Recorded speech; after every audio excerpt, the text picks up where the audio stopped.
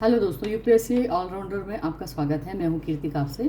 आइए आज हम बात कर लेते हैं बरमूडा ट्रायंगल की। तो बरमूडा ट्रायंगल आपने ज़रूर सुना होगा और ये एक बहुत ही ख़तरनाक जगह है जो एक ट्रायंगल के रूप में बनती है अटलांटिक महासागर में।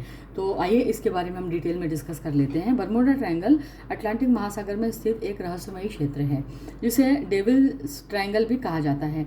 यह क्षेत्र 3 स्थानों यानी मियामी जो कि फ्लोरिडा में पड़ता है, इसके अलावा सैन जुआन जो कि पोर्टोरिको में पड़ता है, और बरमूडा द्वीप जो कि अटलांटिक ओशन में का एक छोटा सा द्वीप है। इन तीनों को मिलाकर के एक ट्रायंगल की आकृति बनती है जिसे ये त्रिकोण बनता है उससे ही बरमूडा ट्रायंगल कहा जाता है।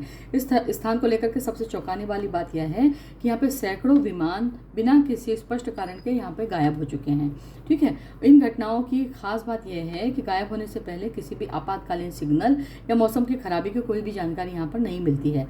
बरमूडा ट्रायंगल के रहस्य को लेकर के कई थ्योरीज मौजूद हैं। कुछ वैज्ञानिक इसे चुंबकीय गड़बड़ी बताते हैं, तो कुछ इसे हाइड्रोजन विस्फोट बोलते हैं, या कुछ इसे मानव की त्रुटि मानते हैं जिसकी वजह से एक्सीडेंट्स वहाँ पे होते हैं। जबकि कुछ लोग इसे एलियंस या समुद्री राक्षस या टाइम वर्म होल के नाम से भी इसको जोड़ा जाता है।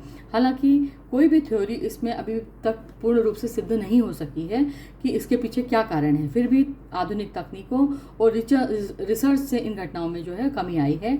अब इसका निष्कर्ष ये निकलता है कि बरमूडा ट्रायंगल एक ऐसा रहस्य है जो विज्ञान और कल्पना के बीच झूलता रहता है और आज भी लोगों की जिज्ञासा का केंद्र बना हुआ है। तो आपको अगर पूछा जाता है एग्ज़ाम में कि बरमूडा ट्रायंगल जो है वो उसकी मिस्ट्री क्या है, या ट्रुथ उसके पीछे क्या है, मिथ क्या है, या थ्योरीज इसके पीछे क्या है, उसको एक्सप्लेन कीजिए। तो मुझे लगता है कि आपको ये अच्छे से समझ में आ गया होगा और आप उसको एक्सप्लेन कर सकते हैं कि बरमूडा ट्रायंगल जो है वो किस क्षेत्र में बसा हुआ है, किस क्षेत्र को कहा जाता है, और उस क्षेत्र में कौन कौन से 3 जो क्षेत्र हैं वो मिला करके इसको इस ट्रायंगल को कंप्लीट करते हैं।